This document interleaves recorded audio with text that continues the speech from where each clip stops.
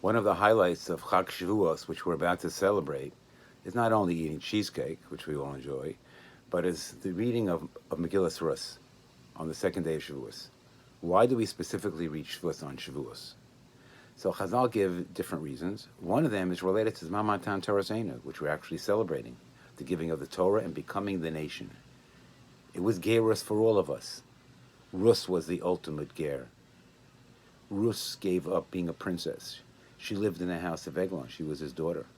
But she gave that up for a life of poverty, a life of dedication to a mother-in-law, Naomi, a life of righteousness, and a life of tznius, a life of modesty. All she gave that up from being a princess.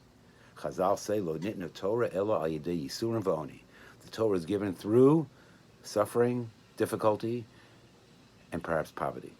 And this is what Rus actually went through to become a Jewess.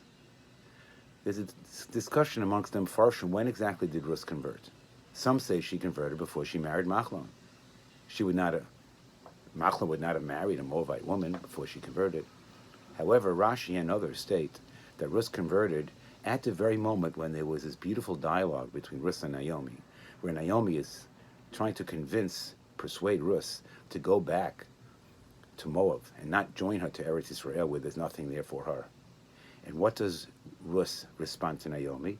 She said, Ki el asher telchi elech, asher tolini alin, amech ami, elokai elokoi, basher tamusi amos v'sham ekover. What was she responding to? She was responding to the halachos that Naomi was telling Rus, you must follow if you want to become a Jewess, which is what you're supposed to do before conversion. What halachos did she tell her? Tilchom Shabbos, asher telchi elech. Yichud, asher tolini olin. It was all about being alone with somebody whom it's prohibited to have relations. Amech ami, my nation is your nation. Avodah Zarah, that's Taryag Mitzvahs. We have to keep the Taryag Mitzvahs. Elokai Elokai. You told me about Avodah Zarah. I won't do Avodah Zarah. Basher Tamusi Amos. Where you die, I will die. We have this concept of Misas Bestin, that Bestin can execute somebody. That's what Naomi was telling Rus. And the last, V'sham Ekover. Where you buried, I buried. Bestin has a special burial for those for whom they have to execute.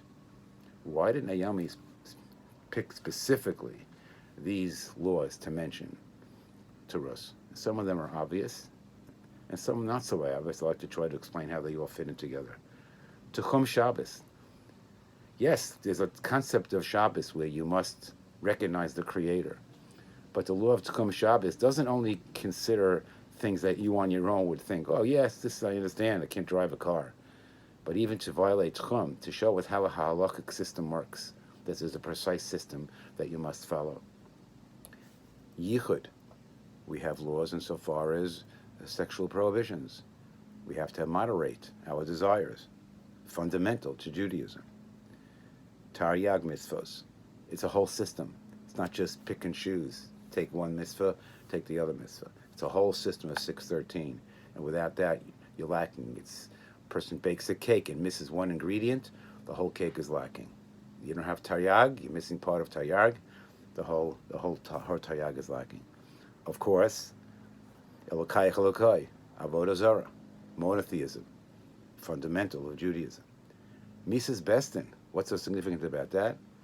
I think she's trying to show that we have a system of law, and we have our own system so far as how we try to execute it and how we legislate. And it's not just about man doing whatever he feels is the right thing to do. We have to answer to a higher authority. So down below, we have a system that must follow, even when it comes from man to man, not only between man and God.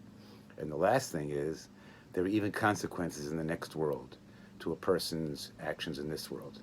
Olam haba, the next world, that's the act of kvura, that even afterlife, you take with you how you performed in this particular life.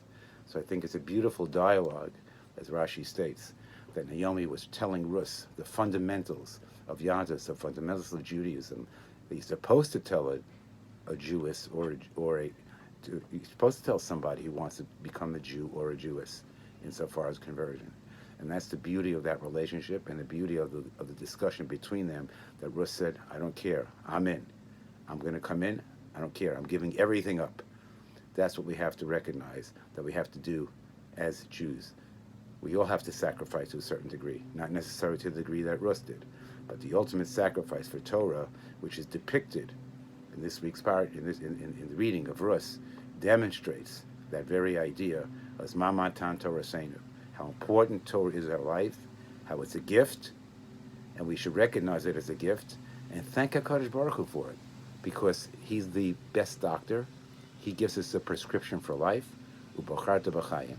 Let us all hope we can choose the life, and we'll have a wonderful life, the life of Arichus Yamim.